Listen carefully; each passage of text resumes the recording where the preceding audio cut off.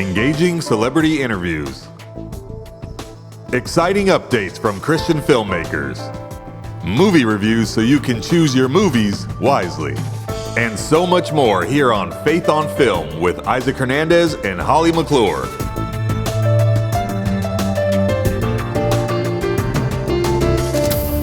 Hello, everyone, and welcome to this week's episode of Faith on Film. We've got a very exciting episode. Holly, we're going to talk about a movie that's coming out this August 30 that you and I both got to see, and it's a fantastic movie. But we had a little part in something special of it, didn't we? We did. Well, first of all, I loved the movie, and I thought Reagan was an amazing movie. And it's got so many things that go beyond the politics of the man and beyond what he just did. So before we talk about what we did, let's take a look at the trailer and let everyone else see what Reagan is all about. I will be frank with you that as a citizen, I would not like to see any political party outlawed on the basis of its ideology, because I still believe, Mr. Chairman, that democracy can handle it. If you put as much work into your career as you do making your speeches, you'd have an Oscar by now. It's so much more than just what you probably thought you knew about Reagan. This is an amazing film. And I was excited to actually work on this about 3 years ago. I was called to do some behind the scene things on it. And then again, they called me to put together a half-hour show. And of course, Isaac is just amazing at editing and partner and producing. So we together worked on this special. It's for pastors, and it's going to be actually for Christian television. So you'll probably be able to see it. We just can't show you anything now because, it's still getting done and formulated. But what we want to tell you about is, and inform you about is, there are faith aspects in this film. So for those of you who are thinking, well, is it going to be anything about Christian or is it just about the politics? If you know Reagan, you know anything about him, to know anything about his past, he was a Christian. And even more so, more importantly, his mother was the foundation. He had an alcoholic father. He loved his father. It's not that he didn't, but he lost his father earlier in life, and it was his mother who really gave him the foundation and instilled in him a belief in himself that he had purpose and that God was doing something special because he had a real good memory. And she realized he remembered scripture, he remembered and memorized scripture and things about the Bible. So his mother, Nell, was an instrumental part in really everything that happened to him later on in life. And so you're going to see this in the behind the scenes thing that we did, but also you're going to see it in the film. And it was really interesting to me. I think you'll agree, Isaac, on how much influence that early young years had on the rest of his life. Yep. The movie, of course, really kind of showed us and taught us a lot about things that maybe we had no idea about the president, especially because it went on into his childhood, his early life. But one thing that I found rather interesting, there's a scene in the movie in which his mother, he was bullied. Reagan was bullied as a kid. And his mother, I guess, and the reason he was is because he wore glasses and he was kind of a goofy kid. Yeah, he was kind of it was just kind of a little nerdy kind of kid. But his mother, I guess, felt that he needed to learn how to stand up to bullies. And there's this scene which is just unbelievable. He's being chased by all these kids, like 3 kids, I think, and they're wanting to beat him up. But he gets to his mom. He gets to his house, and there's his mom.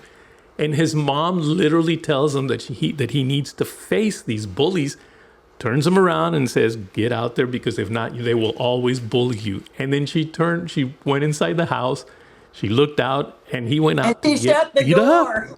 Shut the door. She pushes him down the steps and go face him. It's amazing. You don't see him getting beat up, but you can hear that he's getting punched, and she just kind of looks at him, and you can tell there's pain there. But she endures the pain because she feels that he needs to learn something. I think of that, and I don't know that I could do that. I don't know that I could send my kid out to get beat up, and I'll just watch him, get beat up by 3 kids. But that was a powerful scene. It was a powerful scene, and there was 3 of them, by the way, to one. And I guess it did change the course because he stood up to him and he learned how to do that. And what happened later on in life when he had Russia and everyone bullying, and even in America, where the colleges were protesting and there was protests and things going on. And even with his Hollywood background and taking a stand against communism, he does not let any of them bully him. He stood up. So you know what? Although I don't think I could send my child out, I would probably go out with him and want to tackle those kids myself, I'm sure, in the wrong way. But you know what? He learned from that. But you know what? Everyone thinks, oh, his life was all, great and everything went well for Reagan. Well, He didn't. Okay, he got married to Jane Wyman first, and when he got married, her career was going up, his was kind of going down. They had children. They lost a child to death. He lost a child, got divorced. So, and really, his career went downhill to the point where he didn't know what he was going to do, and that's when he met Nancy. But it shows the failures. So it's not just a life of success. He didn't come into greatness till he got later into his presidency. It was in those early years of and not even early, 30s and 40s, that, he struggled. And in fact, he met with his mom when he was later in life, and he said, "Mom, I'm going to be like my dad. I'm going to be like Jack. I was a failure. And I come to nothing." And she said, "You're not that. You're not your dad. Don't listen to him. God still has a plan for you. God still has great things in store." And so again, mothers and fathers, how important are your words to your adult children? Even when they're in the 30s and 40s and 50s, or you still can speak words into your adult children that still matter and make a difference in their life. Yep. And there's another thing about Reagan is, while he was strong in his convictions, but he still knew how to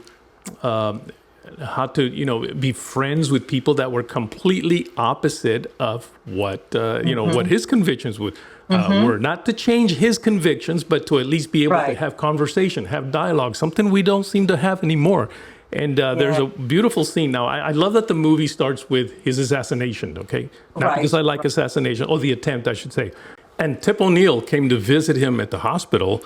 And there's some funny lines there that you're just really going to enjoy. But it was nice. They actually did a prayer together. And, again, that shows that even though they may have been enemies on, as the political side, but they were friends outside of that. That was very interesting.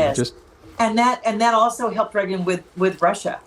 With Chernobyl and all the Russian leaders, it helped them also be able to go in, stand firm, but be friends and kind of come together, find a common ground. And I agree with you, Isaac, that is missing in politics today. Yes, we are not close there. And it's sad because that's how we used to be in America. And it's sad. But this movie has so much, folks. It's got that. It's got so much more. But if you're wondering if it's going to show the faith, it does in a strong way. It does. And it has great teachings and principles for all ages, really. But, your older kids and adults and teenagers are going to learn a lot about a president I wish we had today. Yes.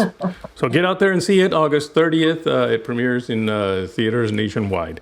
Now, Holly, we are now going to go to something else that you got a chance to do, and that was to have an interview with two people talking about Bitcoin. Brian and Kelly Estes, and they did a documentary on Bitcoin. It's God Bless Bitcoin. Let's take a look at the clip. It is profound, people. You're going to learn a lot about Bitcoin in this one. Well, welcome, Brian and Kelly. Excited to have you on today because this is a subject and topic I probably never would have had or dealt with because I don't know anything about it, but I loved the documentary. Well done. Well, thank you. Thank you. Professionally done. I mean, well done. This is what you guys went out of your way. Whoever produced and did it, it was great. You premiered this at the Bitcoin convention, didn't you? Yeah, we did. Yeah, it was last week on Thursday. July 25th, the movie launched at the Bitcoin convention. The Bitcoin convention is the largest one in the world. There were over 20,000 people there, including President Trump, who came in and talked to the Bitcoiners there for the first time. Also, there was Robert F. Kennedy, who's running for president. He spoke the day before Trump. And so 2 out of 3 candidates were there. The Democratic nominee, Kamala Harris, was invited to come too, but she declined the invitation. But yeah, it's the Bitcoin community is starting to attract a lot of attention. We met a lot of other politicians there trying to court the vote of over 50 million Bitcoiners who own Bitcoin today. And so the politicians have realized this is they need those votes. They need those Bitcoiner votes. And Trump was actually endorsing and backing. He was like, hey, we got to get into Bitcoin. If we're not going to do it, somebody else is going to do it. So I heard his comments on that and how he addressed that. Okay, I'm going to ask you in layman's terms, so bear with me, because my sister has dabbled in this. I'm not real knowledgeable. I tried to do something with it and failed. It was some app that I was on and tried to do that, and it didn't even make sense to me. So I'm probably representing a lot of people like that who just don't know much about it. But the movie, God Bless Bitcoin, let's tell what your documentary explains and does. Is this for everyone to understand a little bit more about the Bitcoin world? Absolutely. So what we set out to do 2 years ago was first to explain to people what is wrong with our money today. I think everybody can agree that our money is broken.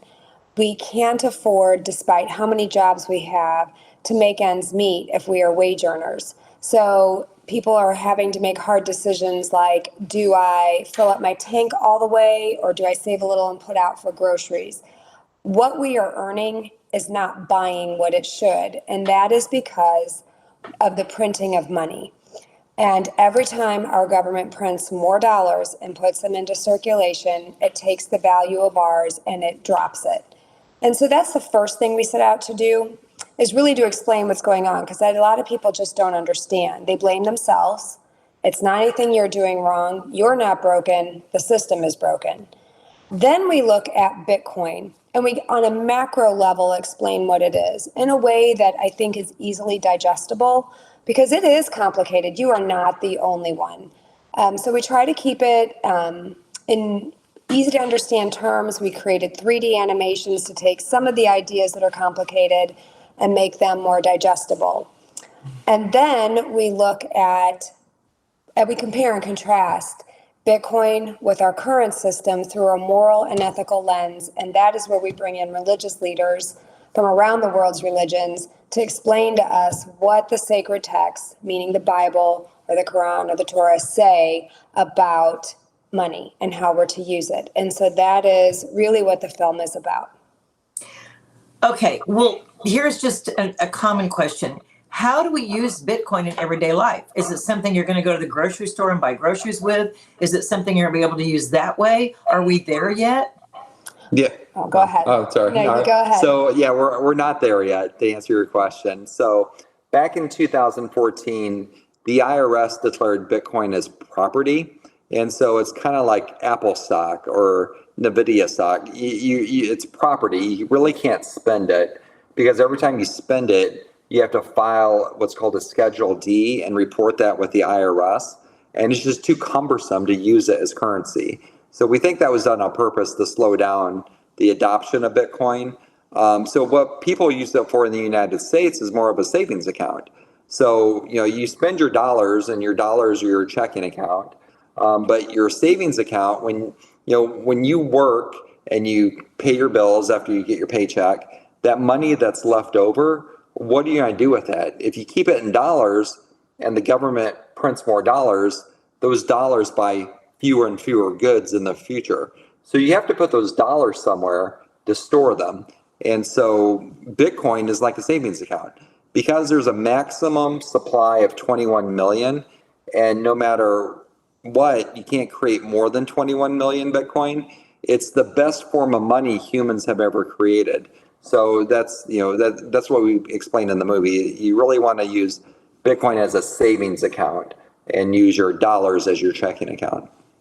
Okay, but if something's wrong with money and wrong with dollars, and you're putting this money in this account, is it recognized by banks? Is it recognized to be able to cash in at any time? Or are you saying you really can't use it to cash in? It's just there. No, you can use it to convert it back. You could, like, for example, if you have PayPal or Venmo, there's all sorts of other apps like Fidelity and Schwab and Robinhood. You could, save your money in Bitcoin. And when, you want to convert it back into dollars to go buy something, you just hit the sell button and convert a little bit of your Bitcoin back into dollars, and then go buy the good or services that you want. Okay. We live in a day where, years ago, if you said this, you would think we were conspiracy theorists. But now I think it's kind of reality. What if there's a power outage? What if the bank's like, okay, something's wrong. You can't get money out of the banks. Everything is shut down. Is Bitcoin lost forever? Is it somewhere where you can eventually retrieve it? Can people use it in that dire emergency like that? Mm-hmm. So Bitcoin is, it's a ledger. So we use ledgers every day. When you move money in between banks, the banks are moving their money between ledgers, and those ledgers reconcile. So as long as the internet is working, and the internet is decentralized, so no one controls it, then you could use your Bitcoin. If you want to self-custody your Bitcoin, like you do, like if you have gold in your house or dollar bills in your house, you could do that too. You can move your Bitcoin off of the ledger, or excuse me, off of an exchange and put it on basically it's like a USB hard drive.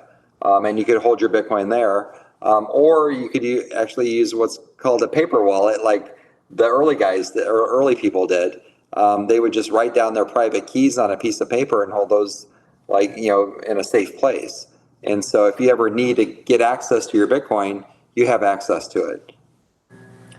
Wasn't there a horror story about someone who had this huge Bitcoin account years ago and he forgot what the code was or something? And maybe that's a legend or something, but it was still there. It's a horror story for real. You have to hold on to your keys. You cannot lose those. Yeah, your private keys are your access to your Bitcoin account. So it's like having money in your wallet or in your purse. If you lose your purse or lose your wallet and your cash is in there, it's gone forever. So if you lose your private keys, then you've lost your Bitcoin forever. So, there's a lot of, self-sovereignty and responsibility that comes along with managing your own money. Okay, let's talk about God Bless Bitcoin. Where can people see this amazing documentary?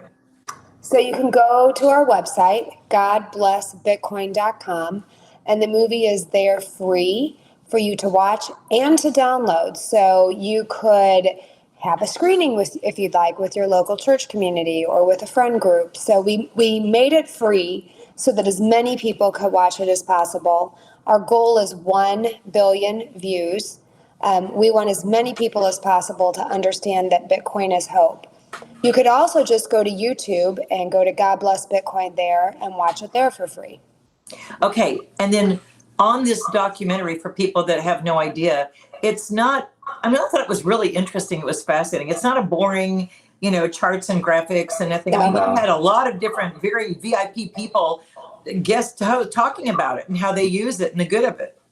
Yes. Yeah, we had Mark Cuban in there, Tony Hawk, John Sally, NBA basketball champion. We have Bitcoin experts in there, like Kathy Wood and Michael Saylor. Robert Kiyosaki, who wrote Rich Dad, Poor Dad, he's in the movie. And then Kelly went out and found a bunch of religious leaders. I did. So I'm Christian. I'm, born Catholic, and I use the Bible. But there are all sorts of religions out there, and so we wanted to see what they had to say. So I found 2 rabbis. I found a Protestant minister. I found a Buddhist, and I also found a Muslim leader and a Hindu leader to explain what all of the sacred texts have to say about how we are to use money. So we found experts in all the fields to try to just take a good look at what makes for an ethical and moral form of money. Yeah, and what we really found out is that all these world's religions, they have the same core tenets. Yeah. We're all more alike than what we think. And if you really dig down to the primary layer of ethics and morality, we're all pretty similar. And it's, there are a lot of people telling us that all these religions are really different, but at the core tenets of thou shalt not steal and thou shalt not kill and, treat people fairly, that's how our money should work. Right. Oh, I thought it was, again, well done, amazing, interesting with all the guests. And I do think it's a good idea for churches to show this to their congregation. It is a good idea for schools. Don't you think? Don't you wish this was in colleges and you're getting a younger generation in high school? We actually are making a curriculum right now so we can bring it to universities. And by trade, I'm a teacher. And what I can tell you about both our public and our private schools is that we do not teach financial literacy. And, I think that is a core of finding, making an abundant life for yourself is understanding how our money works and understanding how to make it work for you. So 100% it is going to be in curriculums and as part of the education system. I was raised years ago and loved my parents, mom and dad, oldest of 4 girls. My mom was a teacher. I had to smile when you said teacher. But I was never taught about money, taught about how to spend it, how to save it, what to do with it, how to invest in it. And I don't know if it's because my dad had 4 girls and it was kind of like, oh, well, and there wasn't a son. I don't know. But I was never taught that. And I wish I was. I wish I would have been. Because it's something so essential, and fortunately, I've had 3 grown children who are all good in that, and taught themselves and married to people who care and are. So, but it's really important for that younger generation, especially now.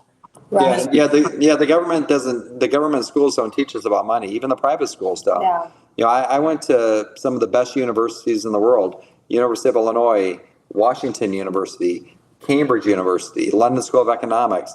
It was only about 10 years ago I actually learned how money really works. And that's why we wanted to tell this story in very simple terms. Our monetary system that we've been on for the last 53 years, since we went off the gold standard in 1971, it's not ethical the way our money works. For example, $1,000 that you earned 6 years ago that's sitting in your bank account only buys $520 worth of goods and services today. What happened to the other 480? Well, the government took it by diluting your purchasing power by printing more money.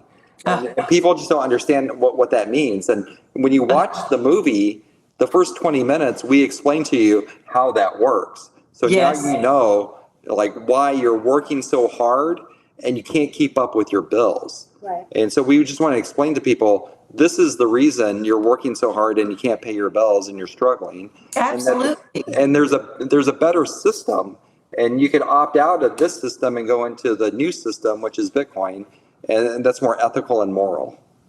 Well, I know I've already got, my sister's like, great, I want to see the documentary. So there's already a party she wants to do for Bitcoin. So I've already got your first party booked. I know that. Yay, thank you. And we'll get more people to go to the website. Again, it's Bitcoin. Say it again, godblessbitcoin.com. You got it. godblessbitcoin.com. Okay, and people can go on there and they can watch it for free. And then also, if they have any other questions, you guys are doing follow-up. Is there any information they can get, or books or materials, or is that on your website? Yeah, so actually it's another website. If you go to a website called hope.com, HOPE, that website is dedicated for Bitcoin education. So, if you want to learn more about Bitcoin, go to hope.com, and the whole website is about Bitcoin education. Well, God bless both of you for what you've done and for making this, effort to get something, a training and teaching. And, in these last days, we are to become knowledgeable. We as Christians are supposed to be arming ourselves with whatever we can do to be aware of what's going on in this world, because it's volatile at best. And, whatever. And I love that first 20 minutes of your film. It so irritated me when I saw what was going on with the dollar. Good. I was so mad. Yes, you should be. It was like, and you can't even afford to buy gold now. So forget that. I mean, trying to get the gold or silver. So it's really hard. So I think this is going to open a lot of people's eyes, and especially young people, parents, grandparents, get your kids and grandkids to go in and watch this online and to educate themselves. I think they'll be interested. And for churches and pastors too. Brian and Kelly, thank you so much for being with us, and God bless you and everything you're doing. Thank you. Appreciate Thank you it. so much. Okay, Isaac, I have to be honest. As much as they explained everything, and as much as I feel that the documentary shows, I still don't really know how to do it, or I don't even know if I would trust to do it. So I think there's a lot we still have to learn about Bitcoin, but it is very interesting. And for those who know that they know, I mean, hats off to you, because it's kind of difficult for me. But anyway, it was interesting. Yeah, exactly. I get the concept of, a different monetary system. I just don't know yet how it works. And one concern that I had was, okay, well, you can't really use it to do commerce. I can't go to the store right now and, buy a dozen eggs and bacon and pay with Bitcoin. So how does that work? And they did tell me, as we had a private conversation, it was it's used as like if you would put money, or if you would get gold, if you put money in the bank, it's a deposit. It's basically a savings account. So anyway, I'm not ready. Personally, I'm not ready to go there yet. But still great interview, Holly. But we've come to the end of our show. I love our Reagan thing. Didn't you love the Reagan? I hope everyone now is excited about Reagan and the faith behind the movie. And we'll talk more about it and show you more in the coming weeks. Amen. See you all next week.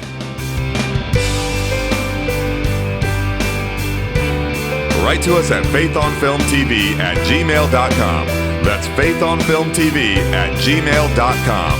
Follow us on Facebook, Instagram, and Twitter at Faith on Film TV. Also, go to our YouTube channel, Faith on Film TV, and hit the subscribe button and the bell for notifications on our latest Faith on Film shows.